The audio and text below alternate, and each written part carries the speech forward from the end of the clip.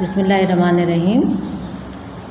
14 अगस्त का दिन पाकिस्तान की तारीख़ में बहुत अहमियत रखता है। उस दिन हमने बरसों की ग़ुलामी के बाद आज़ादी हासिल की थी और आज हम एक आज़ाद फ़िज़ा में सांस ले रहे हैं। आइए देखते हैं माजी में ये क्या सिलसिला था। मुग़लिया सल्तनत का आगाज़ बाबर बादशाह से हुआ। बाबर के बाद हुमायूं बरसर इक़्तिदार आए। बादशाहत में क्या होता है कि बाप के बाद उनका बेटा, फिर उनका बेटा, यानी नस्ल दर नस्ल हुक्मरानी चलती रहती है। अकबर बादशाह जो कि बहुत ही ज़्यादा गैर मुस्लिमों से अच्छा सलूक करते थे, लेकिन उनके इस सलूक से उनके दरबार में हिंदुआना रस्म व रिवाज राइज हो गए। जब मुसलमान दीनी मामलात में अपनी आज़ादी खोने लगे तो ऐसे में हज़रत मुजद्दिद अल्फ़सानी ने अक़ाइद की दुरुस्ती के लिए आवाज़ उठाई। जहांगीर बादशाह अपने अदल व इंसाफ की वजह से मशहूर रहे। ये शहज़ादा सलीम के नाम से भी जाने जाते हैं और अनारकली वाला क़िस्सा तो हर एक के जहन में मौजूद होगा, महफूज होगा। शाहजहाँ और फिर उनके बाद औरंगज़ेब ने दीन की बहुत ज़्यादा खिदमत की।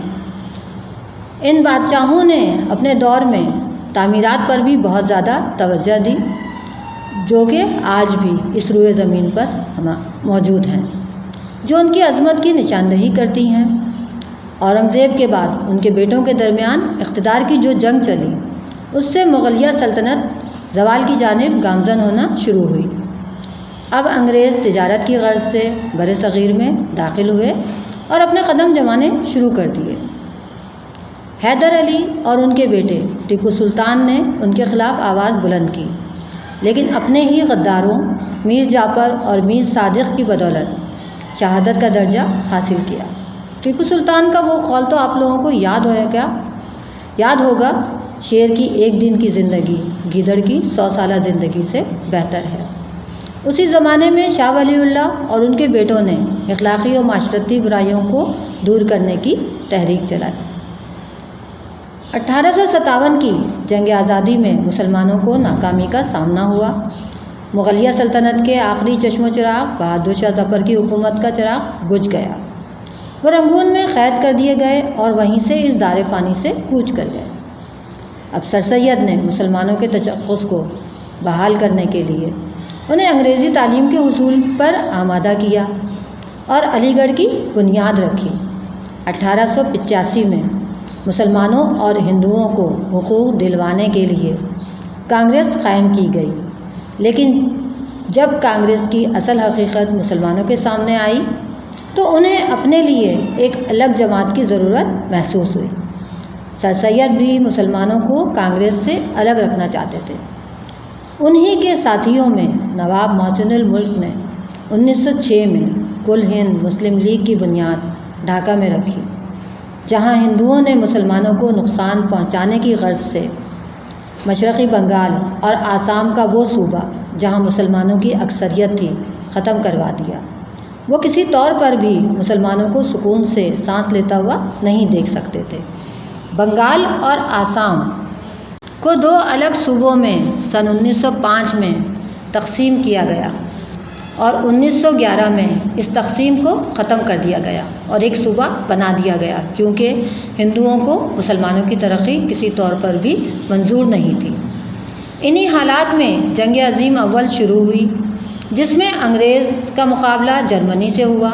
ऐसे मौके पर तुर्की ने जर्मनी का साथ दिया। बरसग़ीर के मुसलमान तुर्की के सुल्तान को हिजाज़ की खिदमत करने पर खलीफा इस्लाम समझते थे, इसलिए उन्होंने माली व तिब्बी इमदाद बहम पहुँचाई। इस बुनियाद पर हुकूमत बरतानिया मुसलमानों से दुश्मनी पर उतर आई। उन्होंने मुसलमानों से झूठा वादा किया कि जंग में कामयाबी की सूरत में तुर्की से अपनी दुश्मनी नहीं निकालेंगे, लेकिन उन्होंने तुर्की की सल्तनत को टुकड़ों में बांट दिया। मुसलमान बरतानिया की इस हरकत पर बहुत दुख महसूस करने लगे। खिलाफत को तहफ़्फ़ुज़ देने के लिए मौलाना मोहम्मद अली जौहर और मौलाना शौकत अली ने तहरीक खिलाफत शुरू की। मुसलमानों को हिंदू बनाने के लिए शुद्धि तहरीक शुरू की गई। उनका वजूद मिटाने के लिए संगठन तहरीक का आगाज़ हुआ। 1928 में कांग्रेस की तरफ से नेहरू रिपोर्ट शाया की गई, जिसके जवाब में कायदे आज़म ने 14 निकात पेश किए। अब मुसलमान काफ़ी हद तक इस बात को जान चुके थे कि वो ना ही हिंदुओं के साथ रह सकते हैं और ना ही उनके ताउन के ख्वाहां हैं। सन 1930 में इलाहाबाद में होने वाले इजलास में अल्लामा इकबाल ने मुसलमानों के लिए पाकिस्तान का तसव्वुर पेश किया। कायदे आज़म ने मुस्लिम लीग की सदारत कबूल करके अल्लामा इकबाल के ख्वाब को ताबीर देने की कोशिश शुरू की। 23 मार्च 1940 में लाहौर के मिंटो पार्क, जो कि अब आपका यादगार पाकिस्तान जहाँ पर मौजूद है, उसमें करारदाद पाकिस्तान पेश की गई। ये करारदाद शेर बंगाल मौलवी फजलुल हक ने पेश की, जिसमें ऐलान किया गया कि जिन इलाक़ों में मुसलमानों की अक्सरियत है वहाँ एक आज़ाद रियासत क़ायम की जाए। अब पाकिस्तान हासिल करने की कोशिश तेज़ तर कर दी गई। कायदे आज़म की सरबराही में दीगर रहनुमाओं की काविश परवान चढ़ने लगी और यूं 14 अगस्त 1947 को पाकिस्तान का क़याम अमल में आया और मुसलमानों ने आज़ादी की फ़िज़ा में सांस लेना शुरू की। कायदे आज़म गवर्नर जनरल और लियाकत अली ख़ान इसके वज़ीर आज़म थे।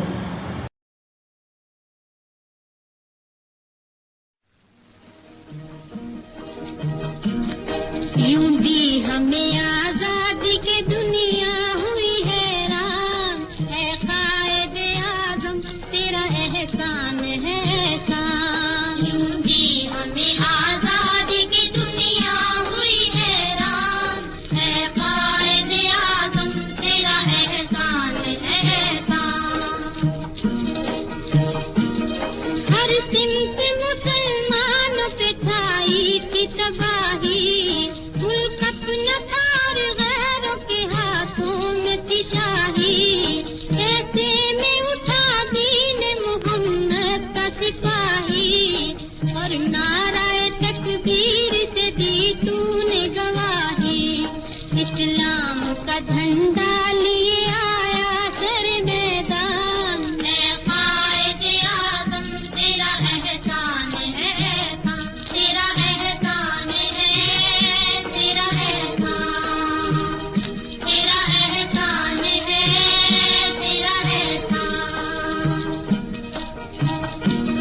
देखा था जो इकबाल ने एक ख्वाब सुहाना, उस ख्वाब को एक रोज़ हकीकत है बनाना। ये सोचा जो तूने तो हंसा तुझ पे ज़माना, हर चाल से चाहा तुझे दुश्मन ने हराना। मारा वो तूने दाव के दुश्मन भी गए मान, है कायदे आज़म तेरा एहसान है एहसान, तेरा एहसान है, तेरा एहसान, तेरा एहसान है, तेरा एहसान। लड़ने का दुश्मनों से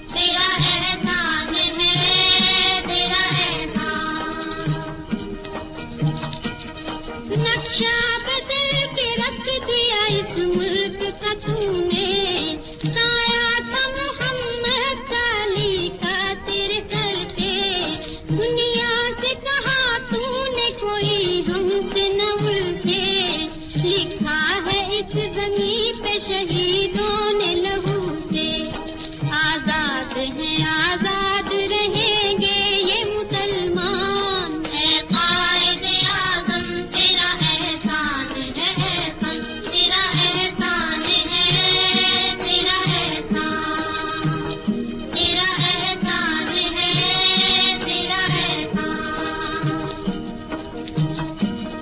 है।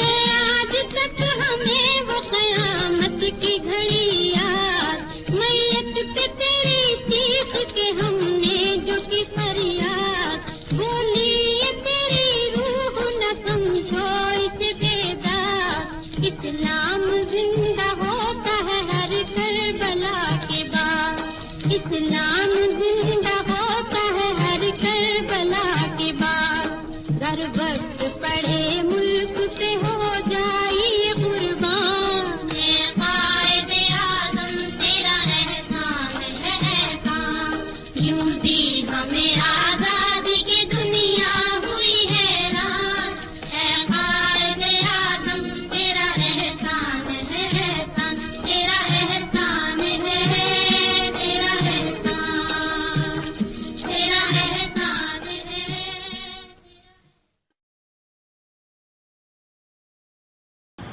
बच्चों, पाकिस्तान तो हमने हासिल कर लिया, इसके लिए हमारे रहनुमाओं ने भी कोशिश की, आम लोगों ने भी कोशिश की। अब इसको कायम व दायम रखना हमारा काम है, आपका काम है। इसके लिए तालीम पर ज़्यादा तवज्जो दें और उसके बाद कोई भी ऐसा काम नहीं करें जिससे मुल्क की इज़्ज़त को आँच आए, कोई भी हमारे मुल्क के लिए बुरे अल्फाज इस्तेमाल करे। हमें इस मुल्क को तरक्की की राह पर गामज़न करना है। इसके लिए अपनी जान, अपना माल, अपनी तालीम, सब कुछ कुर्बान करना है। तो आइए आज अहद करें कि आज से पाकिस्तान के लिए हमारी ज़िंदगी का हर लम्हा शामिल हाल रहेगा, इंशाअल्लाह।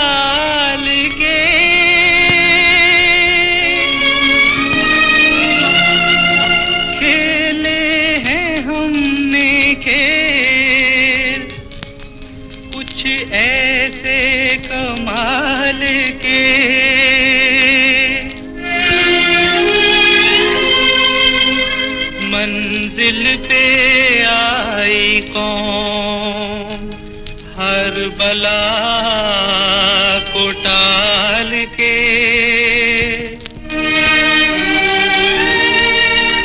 बरसों के बाद फिर उड़े परचम हिलाल के।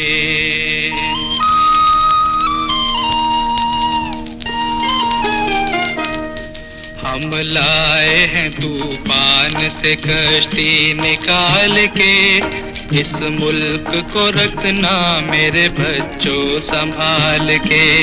हम लाए हैं तूफान से कश्ती निकाल के, इस मुल्क को रखना मेरे बच्चों संभाल के। बरसों के बाद फिर उड़े परचम हिलाल के, इस मुल्क को रखना मेरे बच्चों संभाल के।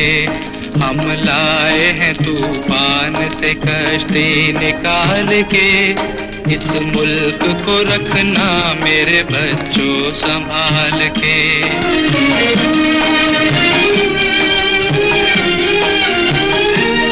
देखो देखो कहीं उजड़े न हमारा ये बगीचा,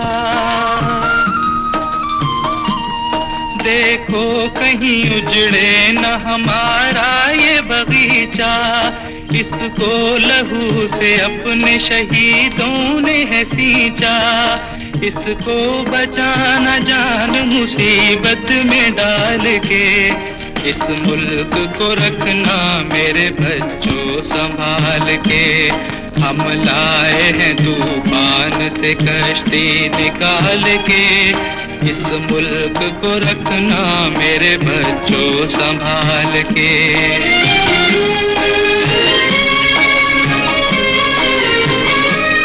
दुनिया की सियासत के अजब रंग है न्यारे, चलना है मगर तुमको तो कुरान के सहारे। दुनिया की सियासत के अजब रंग है न्यारे, चलना है मगर तुमको तो कुरान के सहारे।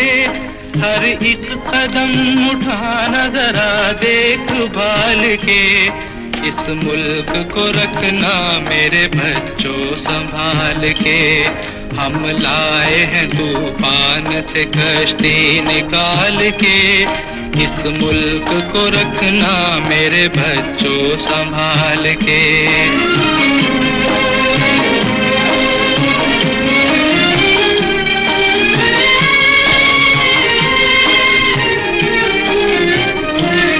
तुम राह तो आराम के झूले में न झूलो, कांटों पे है चलना मेरे हंसते हुए फूलो। लेना अभी कश्मीर है ये बात न भूलो, लेना अभी कश्मीर है ये बात न भूलो, ये बात न भूलो। कश्मीर पे लहराना है झंडा उछाल के, इस मुल्क को रखना मेरे बच्चों संभाल के। हम लाए हैं तूफान से कश्ती निकाल के, इस मुल्क को रखना मेरे बच्चों संभाल के।